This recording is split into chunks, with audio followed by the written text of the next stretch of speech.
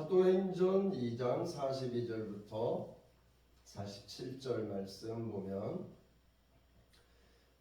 예루살렘 교회인데, 이 예루살렘 교회가 처음으로 이제 교회가 시작이 되었어요.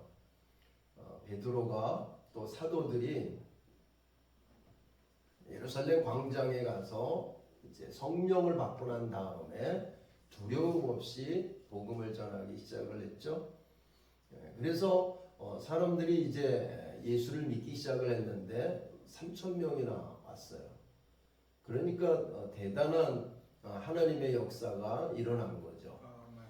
그래서 이제 그 사람들이 외국에서 온 사람도 있고, 또 예루살렘에 살던 사람도 있고, 또 지방에 있는 사람도 있을 테지만 이제 교회가 이렇게 시작이 된 것입니다. 그런데 그들이 어떻게 했느냐 하면, 사도들이 이제 그 사람들에게 이제 말씀을 전하기 시작을 했어요. 어떤 말씀을 전했을까요? 사도행전 그 1장에 보면 예수님께서 하나님 나라의 일을 이렇게 전했죠. 그 하나님 나라의 일을 전하는데 그 일을 이 사도들이 그대로 이제 마음에 품고 기억하고 그것을 이제 사람들에게 가르치기 시작한 것입니다. 42절에 보면 그들이 사도의 가르침을 받아 서로 교제하고 떡을 떼며 오로지 기도하기를 힘쓰니라 그랬어요. 사도의 가르침을 받았다 하는 것은 예수님의 죽으심과 예수님의 부활하심이 어떤 의미가 있는지를 가르쳐 줬겠죠. 예수님이 왜 십자가에서 못 박혀 죽었는지, 왜 죽었을까요? 예수님이 우리 죄를 대신 감당하고 죽었죠. 그 베드로전서 2장 24절 25절에 보면 그가 친히 나무에 달려 그 몸으로 우리 죄를 담당하셨으니 이는 우리로 죄에 대하여 죽고 의에 대하여 살게 하려 함이라. 그가 채찍에 맞음으로 우리가 나음을 얻었다 그랬어요. 우리는 다 양 같아서 그릇 행하여 각기 제 길로 갔거늘 여호와께서 우리 무리의 죄악을 그에게 담당시키셨도다 하면서, 이제 예수님이 십자가에 못 박혀 죽으신 것은 바로 우리의 죄 때문이다. 그래서 우리가 그 죄를 담당하신 예수님을 믿고 우리가 이제는 믿음으로 살게 되었다. 그리고 몸도 건강하게 되었다. 치료를 받아서 건강하게 되었다. 그렇게 이제 가르침을 준 거예요. 그래서 매일 그들이 사도의 가르침을 받아서 그 사도들의 가르침을 받은 걸 가지고 서로 교제를 했어요. 그러니까 말씀 받은 거, 오늘 말씀을 우리가 이렇게 받고 난 다음에, 가르침을 받고 난 다음에는 각자 이제 집으로 갔잖아요. 집에 가서 또 그냥 헤어지기가 뭐하니까 또 모였어요. 또 모여가지고 집에서 또 음식도 먹고 같이 사랑을 하면서 또 말씀을 또 같이 이렇게 나눈 거예요. 교제했다는 것은 친교를 했다 하는 것인데, 그 친교는 말씀으로 하는 친교예요. 그 말씀으로 하는 친교, 서로 교제했다, 코이노니아 했다 이렇게 말한다고요. 요한일서 1장에 보면 이런 말씀이 있어요. 내가 너희에게 말씀을 전했는데 이 말씀은 아버지와 그 아들 예수 그리스도와 함께하는 사귐이다 그랬어요. 우리가 이제 그리스도 안에서 우리가 교제하는 것은, 사귀는 것은 무엇을 통해서 사귀느냐면 하나님의 말씀을 통해서 사귀는 거예요.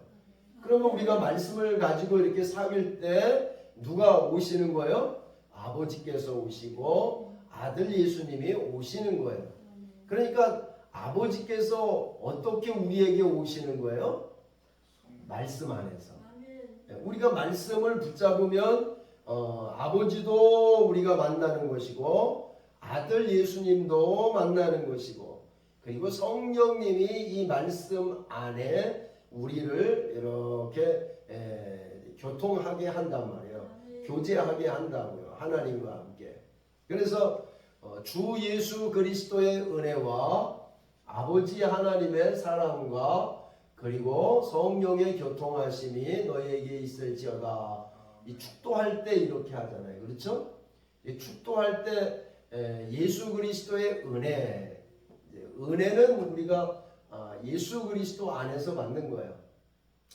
예수 그리스도가 말씀인데 이 말씀이 우리에게 은혜로 주어지는 거예요. 선물로 주어지는 거예요. 그래서 우리가 그 예수 그리스도의 은혜와 그랬어요. 말씀이 육체로 오신 분이 이 땅에서 십자가에서 흘린 피를 통해서 우리의 죄의 값을 다 치르시고 우리를 사소한 누구에게 드린 거예요? 아버지 하나님께 드린 거예요. 그래서 우리는 하나님의 것입니다. 우리는 내게 아니에요. 그래서 말씀대로 살라 하는 것은 하나님의 것이니까 그 하나님의 말씀대로 살아야 되는 거예요. 나니까 나는 내 거니까 내가 내 마음대로 살 거야. 내 뜻대로 살 거야. 그러는 게 아니라고요. 나는 누구 거라고요? 하나님의 것이 된 거예요. 원래는 마귀에게 잡혀가지고 마귀에게 종로로 타면서 하나님 모르게 살았는데 하나님을 거부하고 살았는데 그 핏값을 치르고 이제 우리가 하나님의 것이 된 거죠. 그래서 우리가 그리스도 예수 안에서 그 말씀 안에서 하나님과 교제하는 거예요. 말씀으로 교제하는 거예요. 그래서 그들이 사도의 가르침을 받아 서로 교제하고 하는 것은 말씀을 통해서 교제하고 떡을 떼며 이 떡을 떼며라는 것은 뭘 의미하느냐 하면 성찬식을 의미하기도 하고 그 다음에 그냥 성도들이 모여서 음식을 나눠 먹고 뭐 유대인들은 빵이 주식이잖아요. 빵. 그래서 예수님이 이렇게 둥그런 빵을 이렇게 쪼개가지고 이렇게 나눠서 줬잖아요. 그렇죠? 유대인들은 이제 빵을 주식으로 먹었어요. 양고기도 물론 먹었지만 우유도 먹고 그렇게 했지만 빵이 주식이에요. 그래서 이제 성찬식 할 때 보통 이제 빵을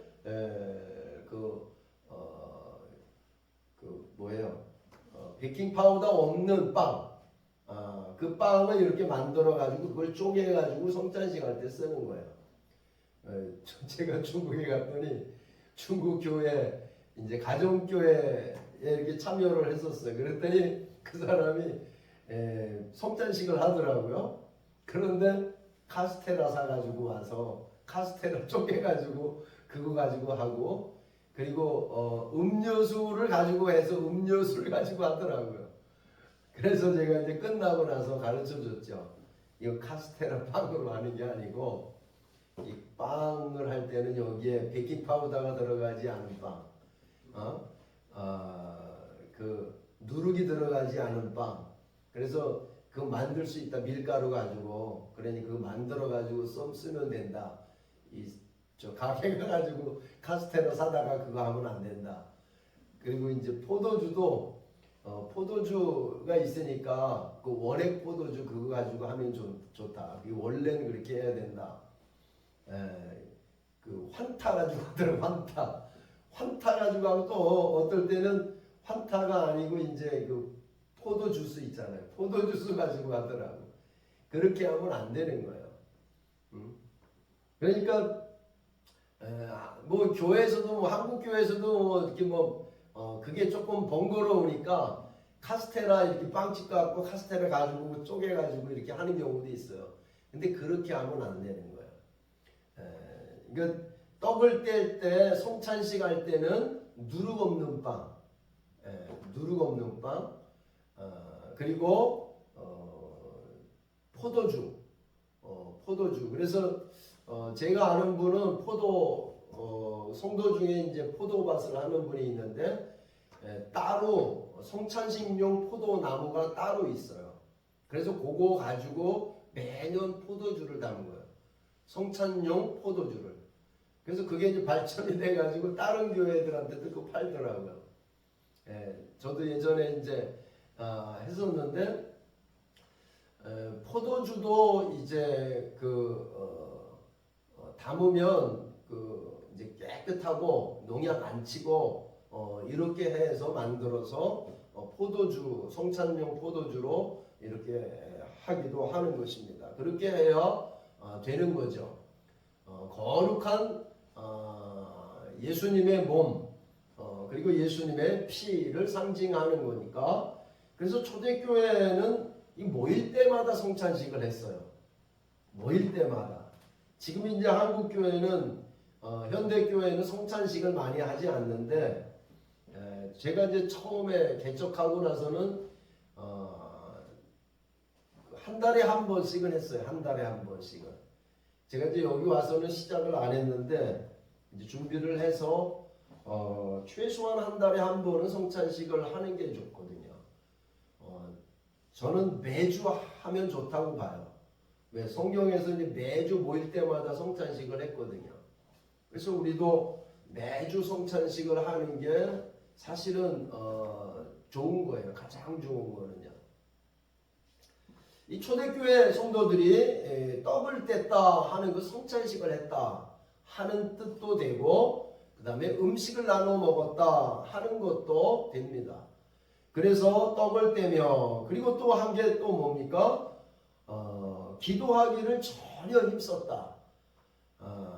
여기는 이제 새로 개정된 데는 오로지 기도하기를 힘썼다 그랬는데, 개역 한글에는 전혀 기도하기를 전혀 힘썼다 그랬어요.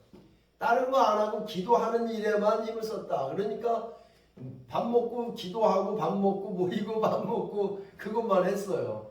왜? 그때는 뭐 직장 다니고 이러는 게 별로 없었기 때문에. 그렇죠? 농사를 지었기 때문에 농사 짓지 않는 시간에는 그냥 모여서 그냥 그것만 했던 것 같아요. 농사철이 아니었기 때문에 이렇게 가능했죠. 그런데 어쨌든 기도하기를 힘썼다 그랬어요. 그러니까 이 사람들이 하던 게 몇 가지가 있어요. 처음에 사도들의 가르침이 있었죠. 사도의 가르침이 있었고, 그 다음에 그 가르침을 또 받아가지고 성도들끼리 서로 교제를 했어요. 말씀을 또 다시 나눴단 말이에요. 그러니까 이제 예배 이렇게 드리고 나면 끝나고 나서 저쪽에 가서 여러분 이렇게 끼리끼리 몇 명씩 모여서 그 말씀을 다시 읽고 다시 또 이 내용이 어떤 건지, 이 말씀이 어떻게 내가 순종해 가야 될지, 나는 이 말씀에 어떤 면이 부족한 건지 서로 이렇게 나누어서 교제를 했다는 거예요. 교제를 하고, 그 다음에 또 뭘 했어요? 떡을 뗐다, 성찬식을 했다, 음식을 나눠 먹었다, 떡을 뗐다, 성찬식을 했다. 그 다음에 또 뭘 했어요? 기도하기를 힘썼다. 기도하는 것을 힘써야 되는 거예요. 그러니까 이 네 가지 일을 초대교회, 예루살렘 교회는 그것을 실행을 한 것입니다. 지금도 우리가 그 일들을 계속 실행을 해야 돼요. 교회가 가르침이 없으면 그냥 예배 한번 뚝 드리고 말고 그냥 세상에 살다가 또 오고 그러면 신앙생활이 잘 자라지 않아요. 생활 속에서 여러분들이 말씀을 가지고 암송하는 말씀을 가지고 여러분 생활 속에서 여러분들 일을 하지만 그 생활 속에서 그 말씀을 자꾸 묵상하고 그 말씀을 가지고 또 기도하고 묵상하고 또 그것을 또 아는 사람들 또 같이 나누고 내가 오늘 이 말씀을 묵상을 했는데 이런 은혜를 내가 받았어. 이 말씀은 너무 좋은 말씀이야. 그러면서 같이 아는 사람들하고 성도들끼리 나누기도 하고, 또 지금은 이제 전화가 있으니까 전화로 같이 나눠도 괜찮아요. 집사님, 오늘 이 말씀 봤는데 나 이런 깨달음이 있고 이런 은혜가 있었어요. 집사님은 어떤 은혜가 있었습니까? 그러면 서로 말씀을 묵상한 거 가지고 또 나누고 뭐 잠깐 그렇게 나누면 좋습니다. 그러니까 여러분들 서로 이런 말씀을 가지고 전화로도 이렇게 교제하시기 바랍니다. 한번 해보세요. 진짜요? 해보세요. 제가 이제 가끔 저도 이제 한번 해볼 거예요. 그래서 전화를 해서 이 말씀 한번 암송해 보시죠. 그래서 암송 같이 하고 이 말씀을 이렇게 암송하고 묵상할 때 마음에 어떤 마음 드세요? 하고 제가 이제 질문도 하고 또 은혜 받은 말씀 또 내가 지금 느끼는 마음 이걸 같이 이렇게 나누면 좋습니다. 그랬더니 어떻게 됐습니까? 43절에 보니까 사람마다 두려워하는데 이건 세상 사람들을 말해요. 세상 사람들이 두려워했어요. 왜 두려워했을까요? 사람마다 두려워하는데 사도들로 말미암아 기사와 표적이 많이 나타났다. 왜 두려워한 거예요? 기사와 표적이 막 나타나니까 사람들이 막 이 사람 사도들이 가서 손을 얹고 기도를 하니까 병이 막 나. 그리고 사도들이 그 사람들을 위해서 기도해 주면 기도한 대로 그게 이루어져. 그리고 아주 뭐 그냥 이런 뭐 감기 낫는 수준이 아니고 안진병이가 일어나고 그리고 죽은 사람도 살아나고 그리고 뭐 중풍병자도 낫기도 하고 그리고 막 그 뭐 우리가 생각하면 불가능한 질병도 막 낫는 거예요. 그러니까 사람들이 그 사람을 가볍게 보지 않죠. 그렇죠? 성도들을 가볍게 보지 않는 거예요. 두려워하는 거예요. 두려워하는. 왜 두려워합니까? 이 사람은 하나님의 사람이다. 하는 게 무엇으로 나타난 거예요? 표적으로 나타나는 거예요. 그러니까 표적이 주일 참석하는 게 표적이 아니라고요. 알겠어요? 주일날 참석하는 게 표적이에요. 지금 그리스도인들은 주일 참석하느냐 안 참석하느냐가 표적이에요. 근데 초대교회는 그게 표적이 아니고 병이 치유가 되고 그리고 기적이 일어나고 그래서 사람들이 믿는 사람들을 두려워했어요. 가볍게 안 봤단 말이죠. 가볍게 안 보고 두려워했다. 사람마다 두려워하는데 사도들로 말미암아 기사와 표적이 많이 나타났다. 우리 교회도 이제 기사와 표적이 많이 나타날 텐데 여러분도 우리 교회는 기사와 표적이 많이 나타나야 된다고 믿고 가야 돼요. 알겠어요? 이제 여러분도 기사와 표적이 자꾸 나타나야 돼요. 기도한 게 응답이 되고 또 병이 치유가 되고 또 다른 사람을 위해서 손 얹고 기도를 해주시고 그러면 그 기사와 표적이 많이 나타나는 거예요. 기도를 많이 하고 하나님이 주시는 은혜가 임하면 그렇게 되는 것입니다. 또 믿는 사람이 다 함께 있어. 믿는 사람이 다 함께 있어 모든 물건을 서로 통용하고 물건을 서로 통용했다 하는 것은 뭐냐면 이제 그 당시에 외국에서 온 유대인들도 있었고 지방에서 온 사람들도 있었고 그래서 그 사람들이 가지 않고 그 예루살렘 교회에 머물러 있었던 것 같아요. 그러니까 그 주변에 있었던 이제 현지 사람들, 현지 기독교인들이 자기들이 여기에 필요한 물건들을 뭐 휴지가 없으면 휴지 가지고 오고 뭐 밥솥이 없으면 밥솥 가지고 오고 와서 여기서 밥 해 먹고 그리고 또 뭐 추워지니까 옷이 부족하다 그러면 자기 옷 갖다가 옷 없는 사람 갖다 주고 이렇게 물건을 서로 통용했다는 것입니다. 이게 이제 식구처럼 했다는 거죠. 하나님 나라의 형제가 되었기 때문에 그런 일이 가능했던 것입니다. 지금도 이제 교회 안에서 이런 일들이 있으면 좋아요. 그러니까 교회에 이제 가난한 사람들이 있으면 가난한 사람을 이제 우리가 좀 도와줄 수도 있고 그리고 여러 가지 어려운 상황에 있을 때 그 사람을 인도해 줄 수도 있고 뭐 직장이 없는 사람들은 또 직장을 소개시켜 줄 수도 있고 뭐 이런 일들을 교회 안에서 서로 돕는 거예요.